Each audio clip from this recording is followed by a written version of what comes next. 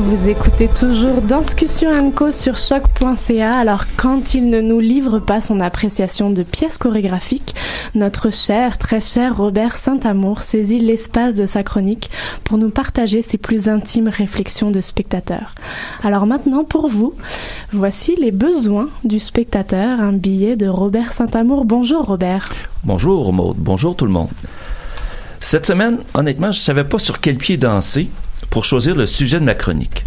J'aurais bien pu poursuivre mon chemin et faire suite à celle de la semaine dernière qui me portait tel un preux chevalier à la défense des réseaux sociaux. Parce que voyez-vous, si vendredi soir dernier j'ai pu apprécier un show technique de Yann Jaworski et Philippe Meunier, avec 3 autres danseurs et la prochaine cohorte finissant des productions jeunesse au Théâtre Outremont, c'est d'abord parce que j'avais été appâté par l'invitation envoyée sur les réseaux sociaux, pour ensuite mordre à leur invitation à la suite de notre rencontre avec Yann, ici même, il y a 2 semaines.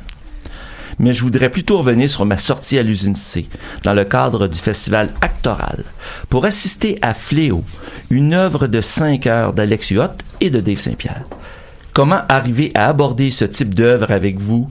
Eh bien, entre autres, en mettant mes espadrilles, partir courir et revenir 15 km plus tard pour me permettre d'aller au bout de ma réflexion. Parce que, voyez-vous, si cette œuvre m'a demandé d'y mettre temps et quelques efforts pour la découvrir, elle mérite aussi du temps et des efforts pour mûrir mon propos. Quiconque suit les pas sur scène de Dave Saint-Pierre seul, d'abord, et ensuite avec son complice Alex Huot, sait que le temps est un paramètre fort élastique et qu'ils aiment y tirer jusqu'à la limite pour magnifier la force du symbole et l'esthétique du moment. Je me souviens encore très bien du propos de Dave Saint-Pierre avant la présentation d'une ébauche de création dans une maison de la culture qui revendiquait le droit aux créateurs de prendre le temps, quitte à faire démissionner certains, sinon même la majorité des spectateurs, avant le début des vraies choses.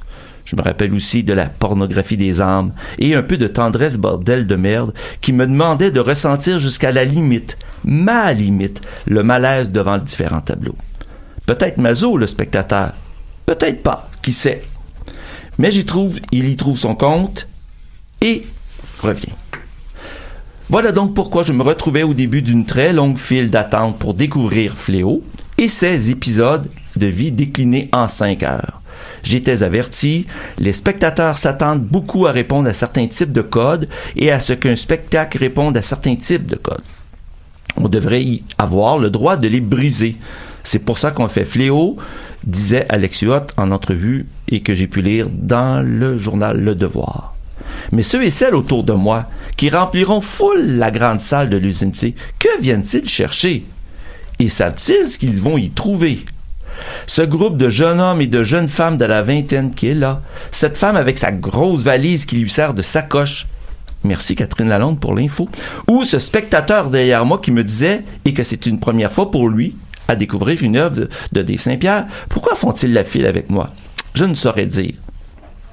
Mais, et moi, qu'est-ce que je viens chercher ici? La réponse expérientielle n'est pas simple, peut-être même pas traduisible en mots, mais je tente le coup. Tout au long des différents tableaux, les symboles sont riches et intenses de leur intensité qui perdurait sans trop d'enrobage et qui m'ont forcé à lâcher prise et à ouvrir ma conscience, comme l'aurait fait un sauna avec les pores de ma peau.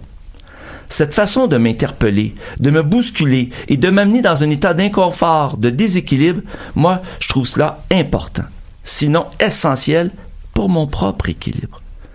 Comme si je cannibalisais leur intimité, réelle ou imaginée, pour m'en nourrir. Fléau, donc, a été pour moi une rencontre humaine inconfortable et troublante, mais forte et essentielle. Mais je m'arrête là. Bonne prochaine semaine de danse. Merci beaucoup, Robert. Petite pause musicale avant de découvrir la chronique de notre cher